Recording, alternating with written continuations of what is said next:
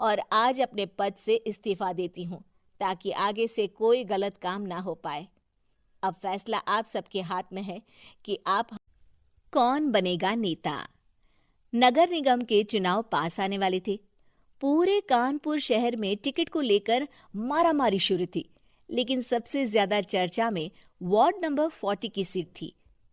वो इसलिए क्योंकि इस बार वहां की सीट महिला के लिए आरक्षित थी। अब सवाल ये था कि चुनाव लड़ेगा कौन।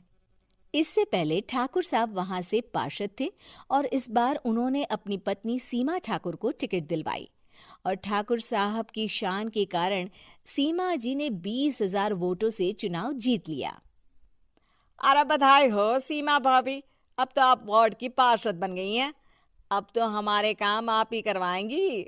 अरे ये तो सिर्फ नाम की पार्षद बनी है, वो तो महिला सीट आ गई, वरना पार्षद तो मुझे ही बनना था। अब भले ही चेहरा इसका होगा लेकिन पावर तो मेरी ही होगी। अरे वाह भाई साहब, क्या दिमाग लगाया है आपने भी। आइए आप लोग, खाना लगा दिया है सबके लिए। सीमा जी पार्षद बन चुकी थीं, फिर भी उनकी एक ना चलती। सारे काम ठाकुर साहब खुद ही संभाल लेते और जहां जरूरत पड़ती वहां सीमा जी का अंगूठा लगवा लेते। सीमा जी ज्यादा पढ़ी लिखी भी नहीं थी। एक दिन ठाकुर साहब और सीमा एक प्रोग्राम में जाते हैं। अरे ठाकुर साहब, आप आ गए। ओहो, पार्षद मैडम भी आ गई हैं। स्वागत है आप दोनों का। लगता है हमारे पार्षद फंड का सही इस्तेमाल हो रहा है। चलिए अब उद्घाटन करते हैं। ये लीजिए ठाकुर साहब कैची, आप ही सबसे पहले प्रवेश कीजिए। सब लोग आगे निकल जाते हैं और सीमा जी पार्षद होने के बावजूद भी पीछे खड़ी रह जाती हैं। वो देखती हैं कि वेलकम बोर्ड पर उनका नाम है, लेकिन महिला होने के कारण कोई उनका सम्मान नहीं कर रहा। अगले दिन एक आदमी उनके घर आता है। अरे ठाकुर साहब नमस्कार। कल ना हम नोटिस किए कि हमारा घर तो अवैध है और नगर निगम वाले उसे तोड़ने आ रहे हैं। अरे कुछ कीजिए ना ठाकुर साहब। देखो भाई, मैं तो ज्यादा कुछ कर नहीं सकता, पर अगर तुम सबकी जेब गर्म कर दो तो कुछ हो सकता है। कुल मिलाकर 4 लाख लगेंगे। अरे 4 लाख ठाकुर साहब? अरे भाई, मैं अपने लिए नहीं मांग रहा हूँ। दरोगा है, इंजीनियर बाबू है, बड़े साहब है, सबको देना पड़ता है ना थोड़ा थोड़ा। बोलो है मंजूर?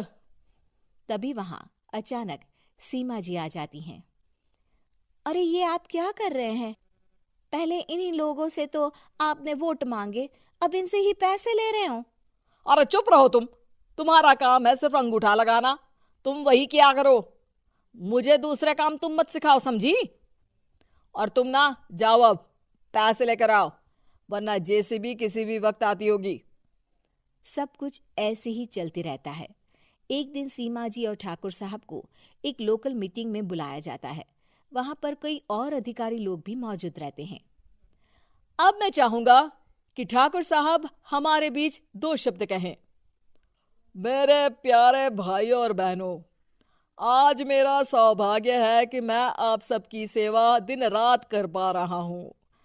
आपने मेरी पत्नी को भारी मतों से जिताया है, इसलिए मैं आप सभी का शुक्रगुजार हूँ।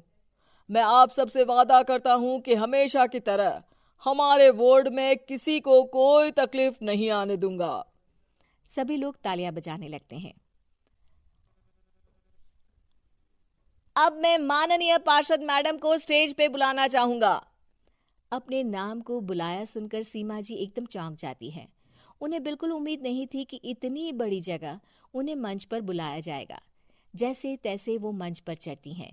ऊपर जाते ही सीमा जी को सारी पुरानी बातें याद आ जाती हैं कि किस तरह उनके पति उन्हें कभी भी आगे बढ़ने नहीं देते और उनके नाम से गलत काम करते हैं। वो बोलने लगती हैं। मैं आपके वार्ड की पार्षद सीमा हूँ। आप में से बहुत कम लोग ही मुझे जानते होंगे, क्योंकि इससे पहले मुझे कभी ऐसा मौका ही नहीं मिला। सारे मौके मेरे पार्षद पति यानी आपके ठाकुर साहब ही लेते रहे, लेकिन आज ये मौका मुझे मिला है तो मैं इसे ऐसे ही नहीं जाने दूंगी। मैं आपको ये बताना चाहती हूँ कि आपके ठाकुर साहब मेरे नाम की आड़ में गैर कानूनी काम करते हैं, जिस पर अंगूठों के निशान मेरे होते थे। इसीलिए मैं अपनी गलती मानती हूँ और आज अपने पद से इस्तीफा देती हूँ ताकि आगे से कोई गलत काम ना हो पाए। अब फैसला आप सबके हाथ में है कि आप हमें क्या सजा देना चाहते हैं।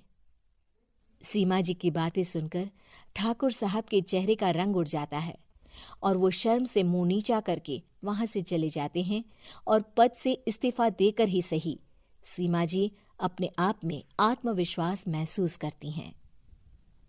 कृपया 8 कार्टून एंड मैनी टॉपिक्स को दबाकर और अधिक वीडियोस के लिए सब्सक्राइब करें।